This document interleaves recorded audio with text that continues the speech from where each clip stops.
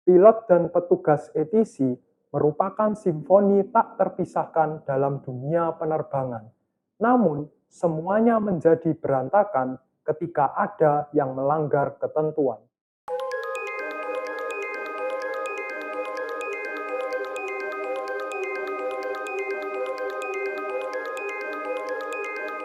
Selamat datang di Sky Enigma. Hari ini kita akan membahas mengenai kecelakaan pesawat yang melibatkan dua buah pesawat di udara. Nah, kalau kita sering dengar atau ketahui, kecelakaan pesawat itu umumnya hanya terjadi di dua fase, ketika take off maupun ketika akan landing. Karena dua fase ini merupakan fase-fase kritis. Nah, tetapi bagaimana pendapatmu kalau misalnya pesawat itu bertabrakan di udara, seberapa besar kemungkinannya? Kalau kita bilang kemungkinannya itu harusnya secara logika kita sangat kecil. Karena langit itu sangat luas. Langit itu sangat luas dan pesawat ini kemungkinan untuk berada di satu tempat yang sama itu sangat-sangat kecil. Karena saking luasnya dan secara kepadatan di langit ini masih tidak begitu padat lah dibandingkan kalau kita bilang misalnya jalan raya. Tapi kalau kita bilang mungkin tidaknya, tetap ada kemungkinan tapi sangat-sangat kecil gitu menurutku. Oke, berarti peluangnya jauh lebih kecil ya daripada kecelakaan kendaraan bermotor di jalan raya maupun jalan tol. Nah, kali ini peristiwa ini sangat menyedihkan karena melibatkan dua pesawat yang termasuk jumbo jet. Jadi dia itu masing-masing pesawat ada banyak sekali penumpang dan ukuran pesawatnya ini besar. Salah satunya itu adalah Boeing 747. Ini kan adalah jenis pesawat yang umum yang biasa kita kenal. Jadi dia ini sudah memiliki kapasitas penumpang yang besar, kemudian jarak tempuh yang juga jauh. Tetapi ada satu pesawat unik di sini yaitu Ilyushin 76. Itu namanya kayak bukan nama yang umum ya? Betul. Itu lebih seperti nama Rusia atau Soviet gitu ya, betul ya? Betul. Jadi tipe pesawat Ilyushin ini awal mulanya itu dikembangkan untuk keperluan militer. Dalam hal ini kargo untuk militer. Nah, tetapi setelah Perang Dingin itu sudah usai, banyak di antara pesawat-pesawat kargo militer ini yang dialihfungsikan sebagai pesawat komersil. Nah, tentu dengan modifikasi menambah tempat duduk dan lain sebagainya. Tapi bisa kita bayangkan ya, kalau misalnya pesawat kargo tidak nyaman. Dan kalau kita mau menemukan tipe pesawat yang seperti ini, itu ada dua negara, yaitu yang pertama Korea Utara dan Iran. Karena mereka kena embargo ya. Betul. Jadi kalau misalnya mau datangkan pesawat-pesawat yang jenisnya lebih baru, bahkan dari Rusia atau dari China pun, itu sangat sulit karena ada hadangan embargo dari Amerika Serikat. Pada tanggal 12 November 1996 terjadi peristiwa tabrakan udara yang paling mematikan di dunia. Nah, tabrakan udara ini melibatkan dua jenis pesawat. Yang pertama adalah Saudia Penerbangan 763 yang melayani rute dari Bandara Internasional Indira Gandhi di India ke Bandara Internasional Dhahran di Arab Saudi. Nah, jenis pesawat yang terlibat di dalam penerbangan pertama ini adalah Boeing 747 seri 100. Jadi termasuk ke dalam Boeing 747 yang klasik kala itu. Dan di dalam pesawat tersebut terdapat 289 penumpang dan 23 kru dengan totalnya adalah 312 orang. Nah, ketiga kru di dalam kokpit ini sendiri terdiri dari seorang kapten, seorang first officer, dan juga seorang flight engineer. Keberadaan flight engineer ini karena ini masih merupakan tipe pesawat yang lama. Jadi belum otomasi ya? Masih belum terlalu otomatis. Dan mayoritas penumpang yang ada di dalam pesawat itu merupakan warga negara India yang bekerja di Arab Saudi dan terdapat 5 orang pejabat anti terorisme. Dan kapten sendiri merupakan pilot veteran, jadi seluruh penerbangan ini kru-krunya adalah orang yang sangat berpengalaman, seperti itu. Nah, pesawat kedua yang terlibat dalam kejadian ini adalah Kazakhstan Airlines penerbangan 1907. Yang kala itu melayani rute dari Bandara Chimkent di Kazakhstan menuju ke Bandara Indira Gandhi di India. Jadi bandaranya tadi ada yang sama ya? Indira Gandhi. Tapi yang ini tujuannya, yang tadi departure-nya gitu. Nah, jenis pesawat yang terlibat, ini jenis pesawat yang tadi dibilang unik. karena jarang ditemui sekarang. Jenis pesawat yang terlibat ini adalah Ilyushin 76. Itu pesawat yang sangat unik, normalnya adalah pesawat kargo, namun kali ini diubah fungsinya menjadi untuk penumpang. Nah, total orang yang ada di pesawat adalah 37 orang, di mana 27 adalah penumpang dan 10 adalah kru. Dan uniknya, jumlah kru di kokpit ini luar biasa. Kalau biasanya di Boeing 737 jumlah krunya itu ada 2 di kokpit. Kalau di 747-100 tadi ada 3, ini spesial. Bukan 2, bukan 3, bukan 4, ada 5. Loh, banyak sekali. Banyak sekali. Seperti satu RT dibawa ke kokpit. Satu kampung dibawa semua ke situ. Tapi 5 ini memiliki fungsi masing-masing. Yaitu 1 orang kapten, 1 orang first officer, 1 orang flight engineer. Sampai sini masih normal kan? Ya. Terus ada 1 radio operator dan ada 1 navigator. Wow. Nah, ini ada 5 orang. Nah, kalau 5 orang ini berarti kan banyak sekali kepala dalam kokpit ya. Menurutmu kalau jumlahnya banyak seperti ini apa? Ya, tentu ini akan menjadi kerepotan ketika misalnya penerbangannya ini jarak jauh dan mereka harus membawa set kru tambahan sebagai relief pilot. Nah, tentu bisa jadi 10 orang itu di dalam kokpit. Nah, mayoritas penumpang dari pesawat ini terdiri dari warga negara Kirgistan, etnis dari Rusia ya, yang akan berbelanja di India sebagai pedagang. Jadi India ini kan dulu terkenal untuk industri kainnya. Ya. Jadinya banyak yang pengen belanja di sana karena kain di India kala itu cukup murah dan mereka ingin bawa kembali ke negaranya untuk kemudian mereka dagangkan lagi. Jadi trading gitulah. Dan kapten dari pesawat ini merupakan pilot veteran juga. Jadi pilot yang sangat berpengalaman dan seharusnya dengan kapten dari 747 tadi berpengalaman dan Ilyushin ini sangat berpengalaman, seharusnya penerbangan berjalan lancar. Iya. Pada pukul 18.32 waktu setempat, pesawat pertama lepas landas dari Bandara Internasional Indira Gandhi. Nah, secara bersamaan, pesawat yang kedua itu sedang bersiap untuk melakukan pendaratan. Nah, kedua pesawat waktu itu sama-sama dikendalikan oleh petugas ATC di Bandara Indira Gandhi yang bernama VK Data. Nah, kedua pesawat itu sebenarnya berada di jalur yang sama, tapi dengan arah yang berlawanan. Oh iya, karena yang satu pengen mendarat, yang satu lagi take off. Jadi yang satunya ingin terbang, satunya mendarat, maka harus ada jarak aman di situ supaya mereka bisa melintas dengan aman satu sama lain. Nah, pesawat pertama itu diizinkan naik ke ketinggian 10.000 kaki. Kita tahu bahwa pada waktu take off, mereka itu harus naik ketinggian secara bertahap sebelum mencapai ketinggian jelajah. Nah, ketinggian pertama yang mereka di-assign itu adalah 10.000 kaki. Dan pesawat kedua diizinkan turun ke ketinggian 15.000 kaki.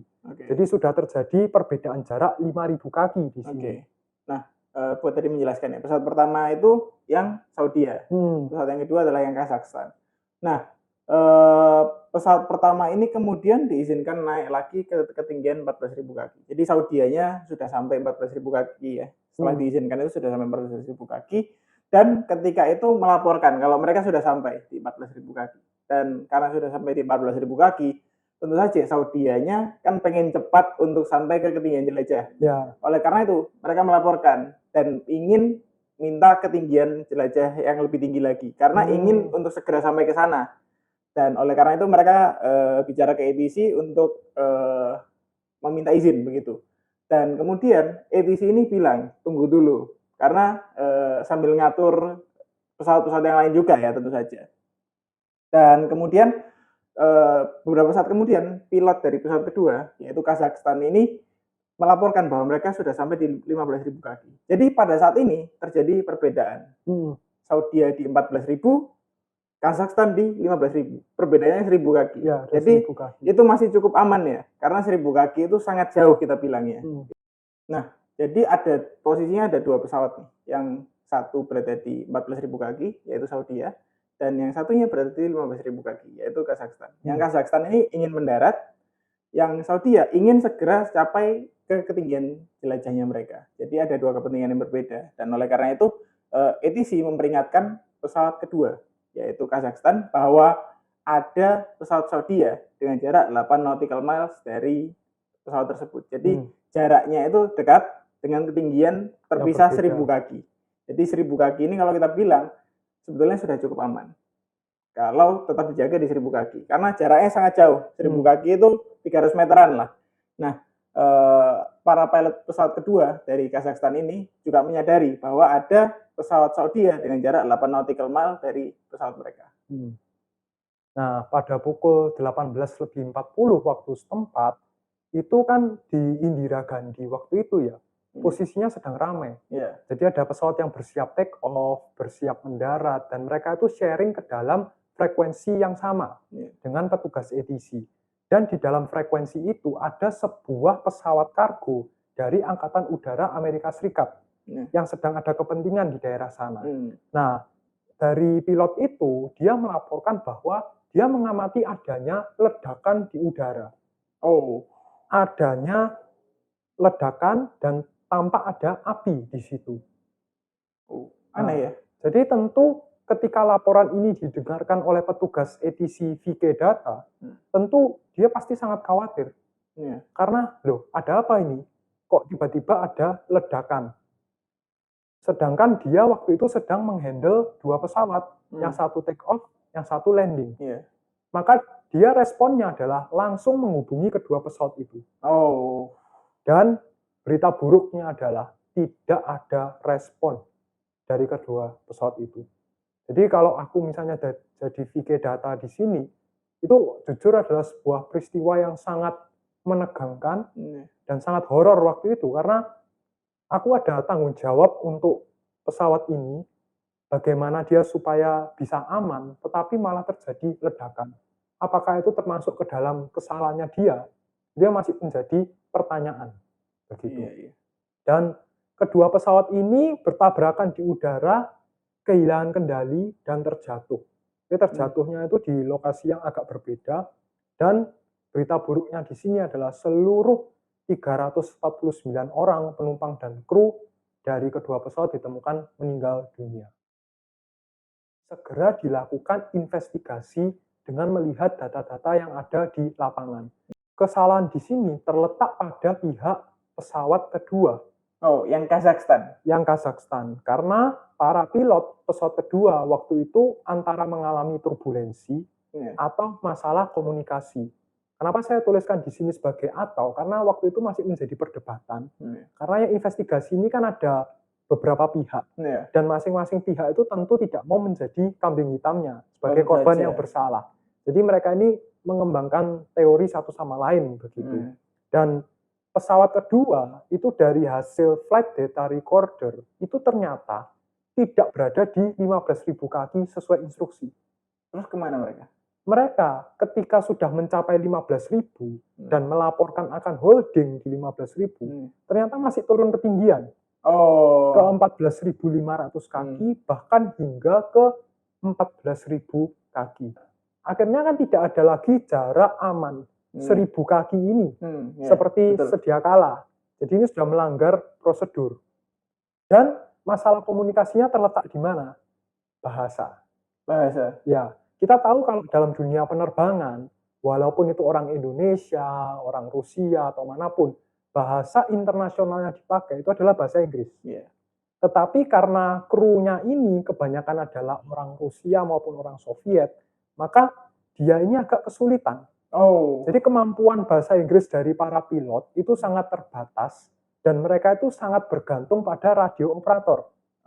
Jadi radio operatornya itu jadi semacam interpreter atau penerjemah gitu ya? Iya, dan itu sebenarnya di luar job desk-nya. Karena apa? Radio operator ini dia harus berkomunikasi dengan ATC, ya kan? Dia mendengarkan, kemudian berbicara, dan itu harus diterjemahkan ke dalam bahasa teman-temannya. Nah, ini tentu kalau orang biasa tidak bisa fokus, karena otak manusia itu tidak didesain untuk multitasking seperti itu. Beda seperti interpreter yang khusus di PBB, nah mereka kan lebih terbiasa untuk berbicara, menulis, dan lain sebagainya. Tetapi ini adalah pilot penerbang yang punya tanggung jawab lain, begitu. Dan kita tahu bahwa posisi duduknya radio operator itu tidak direct ke depan. Jadi posisinya menyamping. Dia tidak punya instrumen penerbangan sendiri. Jadi ketika dia harus melakukan konfirmasi, apakah ketinggiannya benar, dia harus agak melirik seperti ini. Dan itu merepotkan karena ya jaraknya sudah jauh, belum tentu bisa kelihatan. Dan satu lagi yang aku ingat itu, kalau nggak salah di pesawat tersebut, spesifik pesawat Soviet yang lama, instrumentasinya masih menggunakan metrik. Ya itu, beda satuan. Beda satuan, karena kalau kita bilang ketinggian, di internasional pesawat itu pakai feet. Kalau di Soviet pakai metrik, pakai meter. Jadi terjadi perbedaan ketinggian, terjadi perbedaan satuan ya. Iya. Sehingga kalau mau dilihat instrumennya, misalnya 10.000 meter, itu harus diterjemahkan dulu ke dalam satuan feet untuk disampaikan ke ATC. Jadi ada prosesnya lama sekali, berarti harus dipikirkan atau harus dihitung dulu bahkan. Iya. Dan pada waktu itu yang fakta mengejutkan yang ditemukan, sebenarnya pesawat ini itu bisa tidak bertabrakan. Gimana caranya? Karena yang Kazakhstan itu dia kan ketinggiannya turun terus tanpa disadari. Sebenarnya kalau dia tidak melakukan apa-apa, pesawat itu bisa dengan aman begini. Melintas di bawahnya. Jadi criss cross gitu ya? Tidak terjadi tabrakan. Tetapi sebagai refleks manusia yang akan bertabrakan, apa yang dilakukan? Throttle dinaikkan. Dia pull up juga. Dan itu menyebabkan mereka berada di ketinggian yang sama dan bertabrakan satu sama lain. Nah, sebenarnya masalah ini bisa dihindari dengan cara pihak maskapai itu lebih mengadakan pelatihan bahasa Inggris atau English for Airmen untuk para kru itu, supaya mereka bisa lebih lancar dalam berkomunikasi dan tidak mengandalkan temannya yang bisa berbahasa Inggris. Itu. Dia harus belajar bahasa itu sendiri. Karena bahaya juga ya kalau hanya mengandalkan satu orang itu. Iya kalau orang itu ada terus. Kalau misalnya di penerbangan lain dan orang itu tidak ikut, repot juga kan jadinya. Betul. Dan selain itu, ada faktor lain yang bukan faktor utama ya. Yaitu adalah Bandara Indira Gandhi ketika itu, air traffic controller-nya itu tidak memiliki radar sekunder. Nah, kalau misalnya ada radar sekunder, jadi mereka itu bisa melihat ketinggiannya berapa. Kalau jadi ada radar primer yang fungsinya itu melihat apakah pesawat itu sudah berada di titik mana. Gitu. Jadi kalau kita bilang secara diagram itu sumbu X-nya lah. Posisi ininya. Posisi ininya. Nah, kalau radar sekunder ini fungsinya adalah melihat ketinggiannya mereka ada di berapa. Jadi fungsi kalau di diagram Y-nya. Ya, lebih ke arah berapa dimensi. Jadi ada X dan Y-nya gitu. Jadinya ada 3 dimensi ya akhirnya. Kalau misalnya ada radar sekunder. Tapi sayangnya waktu itu belum ada radar sekunder. Dan oleh karena itu pihak bandara akhirnya menganggarkan untuk adanya radar sekunder. Jadi kalau misalnya ada traffic, pihak bandara ini dapat melihat pesawat ini ketinggiannya ada di berapa dan posisinya ada di mana gitu. Dan selain itu ada satu fakta menarik lagi. Di India ketika itu air traffic, lalu lintas udaranya itu masih dihandle secara mayoritas oleh militer. Jadi dikuasai banyak daerahnya oleh militer. Betul. Jadi dihandle dan dikuasai banyak daerahnya oleh militer. Oleh karena itu kalau misalnya mau mendarat atau terbang via India, jalur-jalur yang dilewati itu adalah jalur-jalurnya ya itu aja. Jadi seperti ibaratnya jalur rel kereta api tapi di udara. Rel kereta api tak kasat mata di udara. Untuk mencegah hal-hal seperti ini terjadi, akhirnya India mulai melebarkan koridor penerbangan untuk masyarakat sipil. Jadi pesawat sipil ini bisa lewat dengan lebih leluasa dan juga memberikan kontrol yang lebih besar kepada otoritas penerbangan sipil di India. Jadinya penerbangan sipil di India dapat lebih leluasa melewati udara di India. Kami ingin mengucapkan terima kasih kepada para penonton dan pendengar yang hingga hari ini telah setia mendukung kami di Sky Enigma. Jangan lupa untuk terus dukung kami dengan cara follow atau subscribe, kemudian juga berikan kami like, komentar mengenai saran-saran episode yang harus kita bahas berikutnya, kemudian share di seluruh media sosial kami, baik itu di YouTube, Instagram, Spotify, dan TikTok. Terima kasih dan sampai jumpa di episode berikutnya.